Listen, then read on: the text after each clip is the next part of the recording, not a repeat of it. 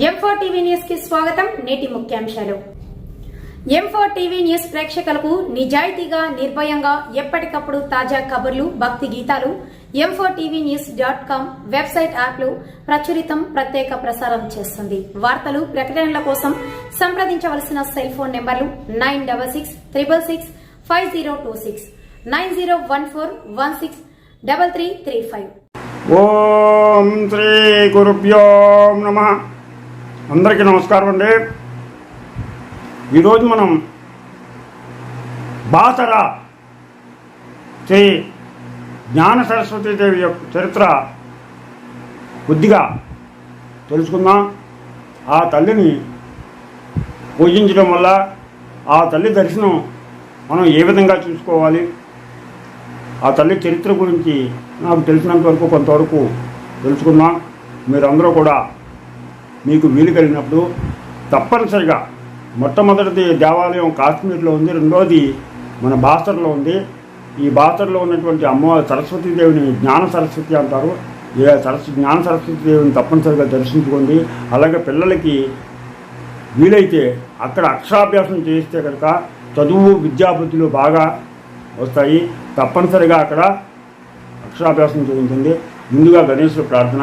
శుక్లాం భరధరం విష్ణు శశివర్ణం చతుర్భుజం ప్రసన్నవదనం ధ్యాయే సర్వవిఘ్నోపశాంతయే.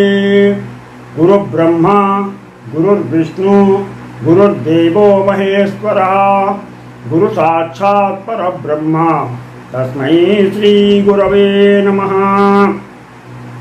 ఓం నమో భగవతే వాసుదేవాయ. ఓం నమో నారాయణాయ.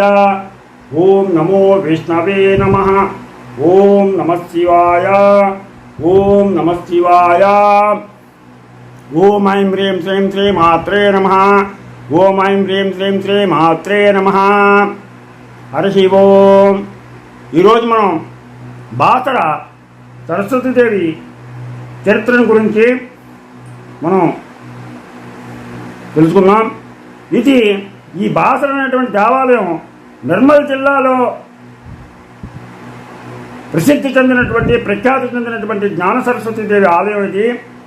ఇది నిర్మల్ జిల్లాలో ఉన్నటువంటి బాసర అనేటువంటి గ్రామంలో ఉంది. ఈ ఆలయం నిర్మల్ పట్టణానికి 75 కిలోమీటర్ల దూరంలో ఉంది. 75 కిలోమీటర్ల దూరంలో గోదావరి నది ఒడ్డున ఉంది. గోదావరి నది ఒడ్డున ఉంది. హైదరాబాద్ నుంచి కనుక మనం వెళ్ళినట్టయితే 200 కిలోమీటర్ల దూరంలో మనకి బాసర ఉంది.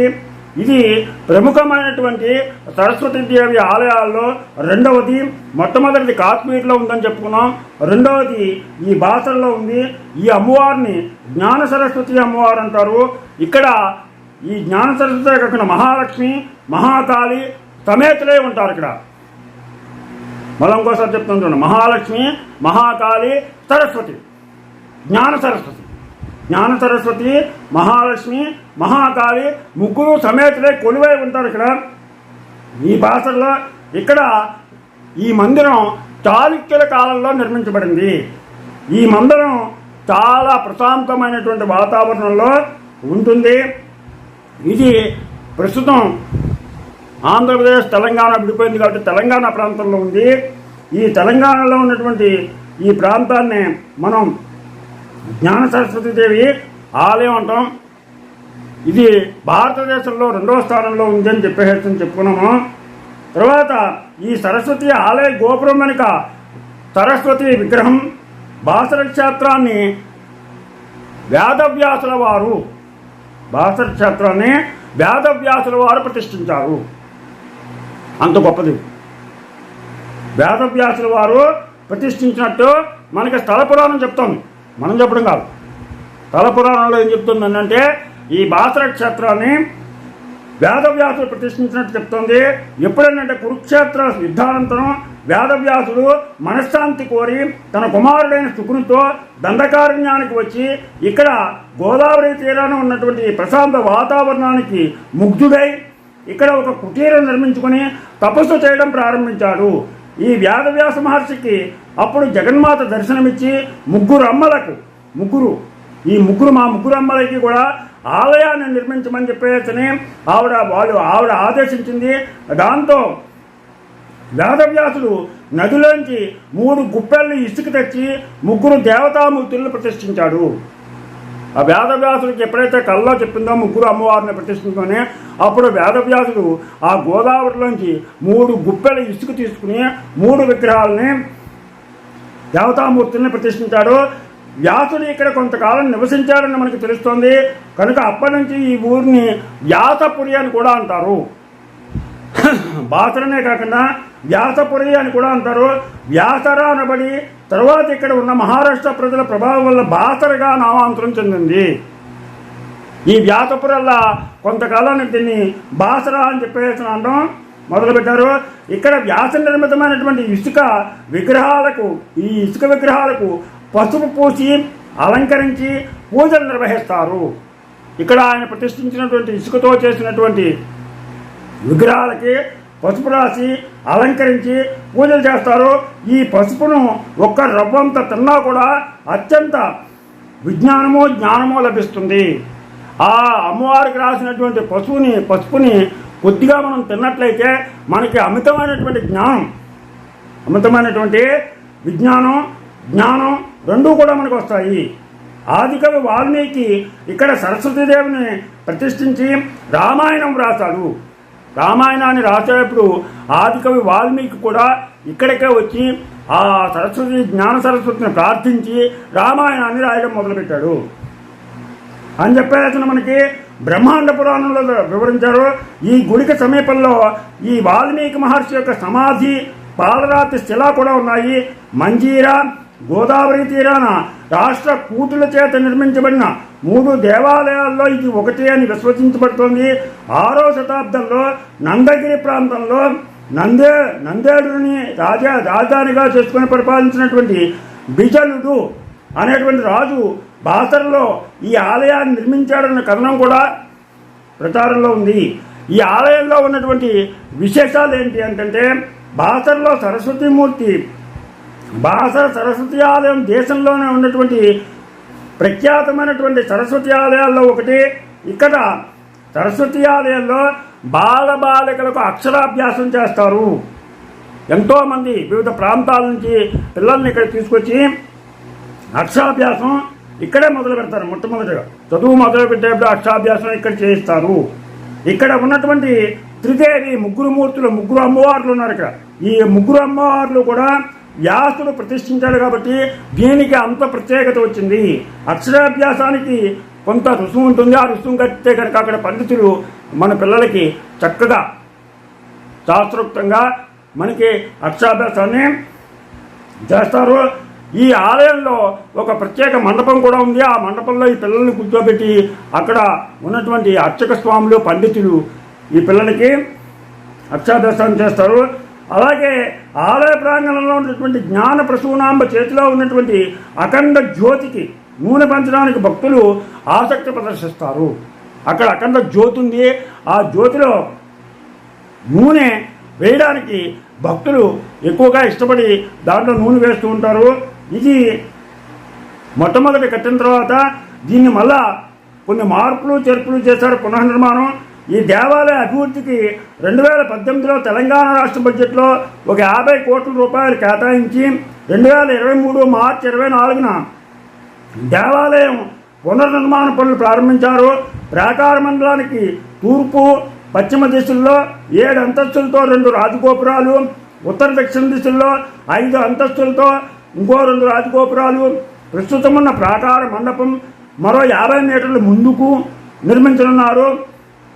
10 అడుగుల పొడవు 10 అడుగుల వెడల్పుతో ఉన్నటువంటి గర్భగుడి 25.5 అడుగుల వెడల్పు 16.5 అడుగుల పొడవుతో పునర్నిర్మిస్తున్నారు. గర్భగుడిని కూడా పెద్ద చేస్తున్నారు. 6.5 అడుగుల వెడల్పున ఆలయ ముఖద్వారాన్ని 18.5 అడుగులకు పెంచాలనేటువంటి నిర్ణయం తీసుకున్నారు. ఈ బాసర మనకి ఎలా వెళ్ళాలి అంటే హైదరాబాద్ నుంచి మన్మట్ వెళ్ళేటువంటి దారిలో బాసరా అనేటువంటి రైల్వే స్టేషన్ ఉంది. అక్కడ దిగి మనం వెళ్ళొచ్చు. అలాగే రాష్ట్ర రాజధాని హైదరాబాద్ నుండి అలాగే నిర్మల్ అలాగే నిజామాబాద్ బైంసా నుంచి మనం ఈ బాసరమును వెళ్ళొచ్చు. నిర్మల్లో నిజామాబాదు బైంసా నుంచి మనకి బస్సు సౌకర్యం ఉంది, బస్సు పెడుతుంది. ఈ బాసర అక్కడికి వెళ్ళొచ్చు. ఈ నిజామాబాద్ నుంచి బాసరకి 30 కిలోమీటర్లు, నిర్మల్ పట్టణానికి 75 కిలోమీటర్లు ఉంటుంది, హైదరాబాద్కు 205 కిలోమీటర్లు ఉంటుంది. ఇది మన్మాడ్ వెళ్ళేటువంటి ట్రైన్ ఎక్కితే కనుక హైదరాబాద్ నుంచి మనం బాసరలో దిగచ్చు. ఇది సుమారు 200 సంవత్సరాల క్రితం దేవాలయాలన్నీ కూడా పడగొట్టేస్తున్న టైంలో కొందరు దుండగులు ఈ ఆలయాన్ని పడగొట్టాలని చెప్పేసి ప్రయత్నం చేశారు. అయితే దాన్ని సాగనివ్వకుండా ఈ ఆలయం మళ్ళా దాన్ని పునర్నిర్మాణం చేశారు. ఈ ప్రధాన దేవాలయానికి తూర్పున భాగాన ఔదంబర వృక్షం ఉంది. అక్కడ దత్తుడి యొక్క మందిరం కూడా ఉంది, దత్త పాదుకలు ఉన్నాయి. ఇక్కడ ప్రధాన దేవాలయానికి తూర్పు భాగాన ఔదంబర వృక్షం ఉంది. అక్కడ దత్త మందిరం, దత్త పాదుకలు ఉన్నాయి. అలాగే మహాకాళి దేవాలయం పశ్చిమ భాగాన నిత్య అర్చనలతో చూడముచ్చటగా ఉంటుంది. అలాగే వ్యాస మందిరం కూడా దక్షిణ దిశలో ఉంది. అక్కడ దక్షిణ దిశలో. ఇందులో వ్యాస భగవాన్ అన్నటువంటి విగ్రహం, అలాగే వ్యాస లింగం వ్యాస భగవానుని విగ్రహం అక్కడ మనకి దర్శనం చేసుకోవచ్చు. మందిరానికి దగ్గరలో మనకి ఒక గుహ ఉంది. ఇది నరహరి మాలుకుడు తపస్సు చేసినటువంటి స్థలం అంటారు. ఇక్కడ వేదవతి ధనపుగుండు అనేటువంటి శిలపై తడితే ఒక్కో ప్రశ్న ఒక్కో పక్క ఒక్కో శబ్దం వస్తూ ఉంటుంది. ఈ శిల మీద కనుక మనం ఒక పక్కన కొడితే ఒక రకంగా, ఒక పక్కన కొడితే ఒక రకంగా వస్తుంది. ఇందులో సీతామ్మవారి నగలున్నాయి అని అంటారు.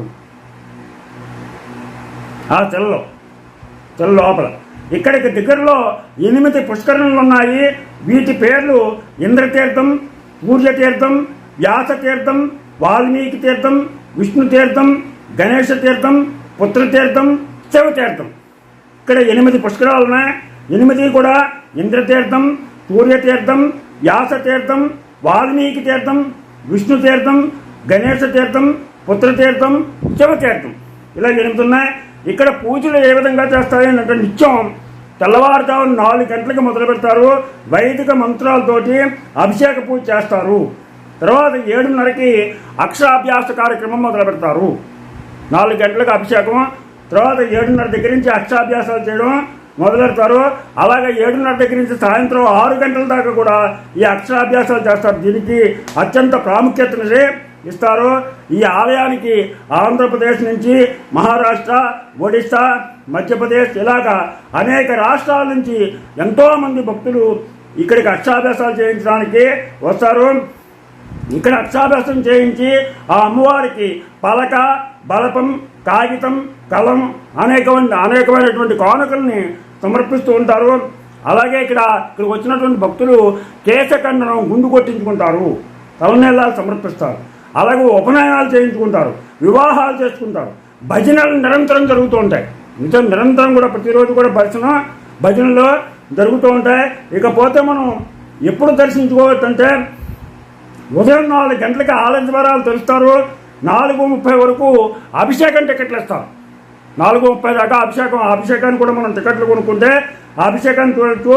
ఈ 4 గంటల దగ్గర నుంచి 6:30 దాకా కూడా అభిషేక కార్యక్రమం ఉంటుంది, దాన్ని చూడొచ్చు. దాని తర్వాత అలంకారం, హారతి, నైవేద్యం చేసి ప్రసాద వితరణ చేస్తారు.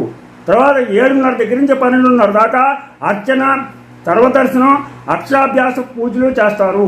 12:30 గంటలకు నివేదన చేసి ఆలయం 2 గంటల దాకా 2 దాకా మూసించుతారు. 2 దగ్గర నుంచి 6:30 వరకు అర్చన, సర్వదర్శనం, అక్షరాభ్యాసం చేస్తారు. 6:30 గంటల దగ్గర నుంచి 7 గంటల వరకు ప్రదోష పూజ చేస్తారు. సాయంత్రం 7 గంటల దగ్గర నుంచి 8:30 గంటల వరకు మహాహారతి దర్శనం ఇచ్చి అప్పుడు ఆలయాన్ని మూసివేస్తారు. ఇక్కడ నవరాత్రులు కూడా జరుగుతాయి. అశ్వనీశుద్ధ పాద్యం మొదలుకున్న నోము వరకు జరుగుతాయి. ఉదయం సాయంత్రం 64 ఉపచారాలతో పూజలు జరుగుతాయి. 64 ఉపచారాలతో జరుగుతాయి. శ్రీ దేవి భాగవతం, దుర్గా సప్తశతి పారాయణాలు జరుగుతాయి. అలాగే మహానవమి రోజున చండీ హోమం కూడా చేస్తారు. విజయదశమి నాడు అభిషేకం చేస్తారు. సుందరమైనటువంటి అలంకారం, అలాగే సాయంకాలం పల్లకీ సేవ, శమీ పూజ కూడా చేస్తారు విజయదశమికి. ఈ ఉత్సవాల్లో భక్తులు, ఉపాసకులు తమ అభీష్టం మేరకు పూజలు చేసుకుంటూ ఉంటారు. ఇది కొంతవరకు ఈ బాసర అమ్మవారి యొక్క చరిత్ర. రేపు మిగతా తెలుసుకుందాం. మీకు నా ఛానల్ కనుక నచ్చితే సబ్స్క్రైబ్ చేయండి.